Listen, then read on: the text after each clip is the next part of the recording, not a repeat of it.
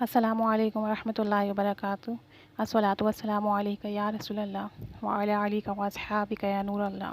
درود و سلام پڑھنے کے بے انتہا فوائد و برکات ہیں۔ اسی ضمن میں آج ایک اور واقعہ درود و سلام کی برکت کا بیان کیا جا رہا ہے۔ درود و سلام کی برکت سے روٹی عطا ہوئی۔ کتاب المصباح الظلام میں ہے کہ حضرت ابو الحفص عداد رضی اللہ تعالیٰ عنہ فرماتے ہیں، مدینہ منورہ حاضر ہوا ایک دفعہ، اور ایک ایسا وقت آیا کہ میرے پاس کھانے کے لیے کچھ نہ تھا۔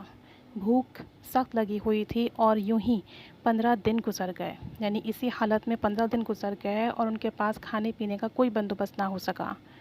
جب کچھ زیادہ ہی بھوک سے نڈھال ہو گیا تو میں نے اپنا پیٹ روزہ اقدس کے ساتھ لگا دیا اور کثرت سے درود و سلام پڑھنے لگا اور عرض کی، یا رسول اللہ صلی اللہ علیہ وآلہ وسلم، اپنے مہمان کو کچھ کھلائیے، بھوک نے نڈھال کر دیا ہے۔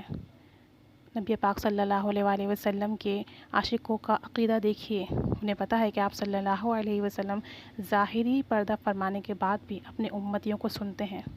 اسی وقت اللہ تعالیٰ نے ان پر نیند غالب فرما دی اور سرکار دو عالم صلی اللہ علیہ وآلہ وسلم کی زیارت سے مشرف فرمایا، اور دیکھا کہ دائیں جانب سیدنا ابو بکر صدیق اور بائیں جانب فاروق اعظم ہیں، اور سامنے حضرت مولا علی شیر خدا موجود ہیں۔ حضرت علی رضی اللہ تعالیٰ عنہ نے کہا، اٹھو اور دیکھو، سرکار دو عالم صلی اللہ علیہ وآلہ وسلم تشریف لائے ہیں۔ میں اٹھا اور آپ صلی اللہ علیہ وآلہ وسلم کی قدم بوسی کی، اور نبی کریم صلی اللہ علیہ وسلم نے مجھے روٹی عنایت فرمائی۔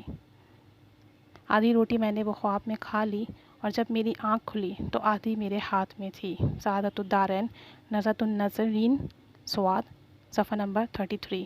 اللہ تعالیٰ ہم سب کو درود پاک کی برکت نصیب فرمائے اور درود پاک کے صدقے ہماری تمام حاجات پوری فرمائے۔ الصلاۃ والسلام علیک یا رسول اللہ وعلی آلک و اصحابک یا نبی اللہ۔